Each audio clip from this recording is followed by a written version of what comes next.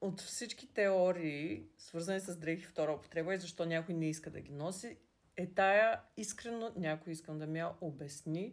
Защото ако човек ми каже, ами не ме кефят магазините, трудно ми е да се намеря, не ми се рови, окей, напълно го разбирам. Обаче някой да ми обясни това с енергията. Аз съм доста рационален човек и при мен изникват десетки въпроси, когато прочета това. Като, например, вие никога ли не сте имали в семейството автомобил втора употреба? Родителите ви, вие не сте ли карали кола втора употреба? Само чисто нови автомобили ли сте карали? Не сте ли никога живяли под наем или да сте купили апартамент, в който преди това е живяно, ново строителство ли?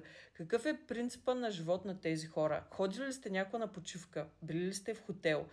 Хотелска стая, в която са спали десетки хиляди хора преди вас с тяхната енергия? Или ходите ли на работа в офис, където сте с други хора, които имат енергия? Или тая енергия се касае само единствено до дрехи? Това не мога да си обясня. Защото аз смятам, че доста голям процент от българите, дори заможните българи, карат коли втора употреба, където с тия коли може хората да са се блъскали, всякакви неща могат да се случвали. Живеят в жилища, в които е живяно преди това, където хората са оставили сигурно енергията си. На какъв принцип се случват нещата?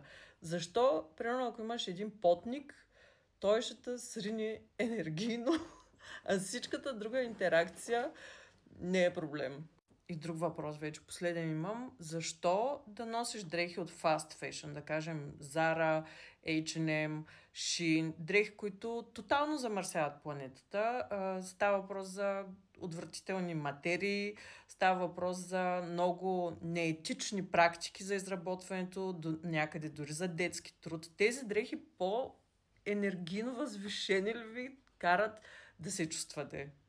Искам отговор долу, за да го схвана. Наистина не разбирам принципа.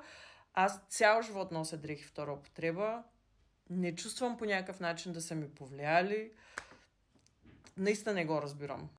И защото някой беше писал, че били взети от умрели хора. Аз не знам кой е решил, че са взети от умрели хора. Ма дори да са взети от умрели хора и някаква енергия така да има. Вие знаете ли айфоните ви как са направени и какво се случва в конкретни държави, за да имаме ние всички айфони? Като ходите на църква, знаете ли практиките на църквата само преди няколко десетилетия? Какви са били, колко хора са мъчени, убивани, палени, гладували са цели народи, за да се строят католически църкви и какво ли? В смисъл, логиката каква е? Искам логика.